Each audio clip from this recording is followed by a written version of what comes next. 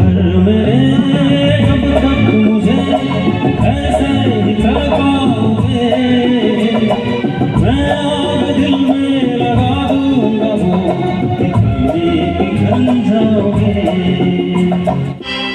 ও চোখে আমার শুরু আর শেষ, আমারই জীবন আমারই মন, একই আকাশেতে দেখেছি যে আমি পূর্ণিমা চাঁদা চন্দ্রগ্রহণ।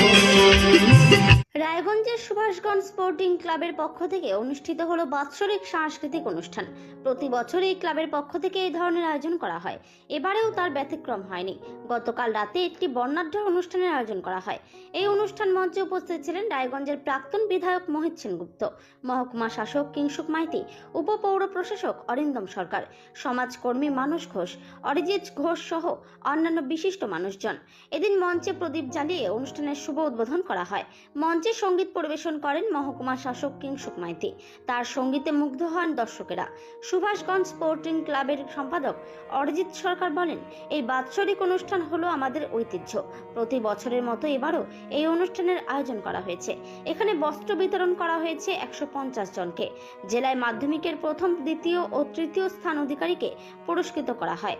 এছাড়াও এই গ্রামে যারা মাধ্যমিকে ভালো ফলাফল করেছে তাদেরকেও এদিন সংবর্ধনা প্রদান করা হয়। এদিনের মঞ্চে সঙ্গীত পরিবেশন করতে আসেন জি বাংলা রিয়েলিটি শো খ্যাত স্বরাজ ও মেঘনা। সব মিলিয়ে এদিনের অনুষ্ঠান ছিল জাঁকজমকপূর্ণ।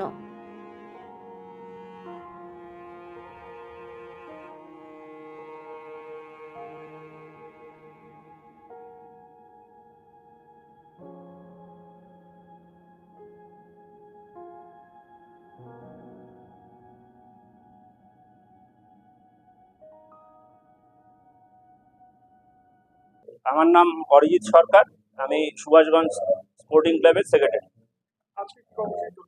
আজকে আমাদের প্রত্যেক বছর একটা কালচারাল অনুষ্ঠান হয়, আজকে সেই আমাদের বাৎসরিক কালচারাল অনুষ্ঠান। এই অনুষ্ঠানে বস্ত্র বিতরণ, দুস্থদের মধ্যে বস্ত্র বিতরণ আছে 150 জন।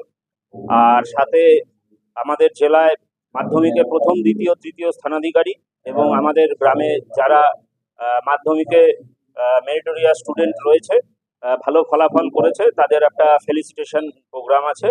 এবং সাথে জি বাংলা সারেগামাপা খ্যাত শিল্পী স্বরাজ এবং মেঘনার একটা সঙ্গীতানুষ্ঠান আছে। হ্যাঁ, আমাদের এটা প্রতি বছরই হয়, এটা আমাদের ক্লাবের একটা ঐতিহ্য। মাঝখানে 2 বছর বন্ধ ছিল বলতে ভুল, মাঝখানে 2 বছর আমাদের একটা বড় নাইট ফুটবলের আসর হয়েছিল। তবে এবার একটা খুব সংক্ষিপ্ত সময় পাওয়ার জন্য আমরা নাইট ফুটবলটা আমরা মার্চ মাসে করব।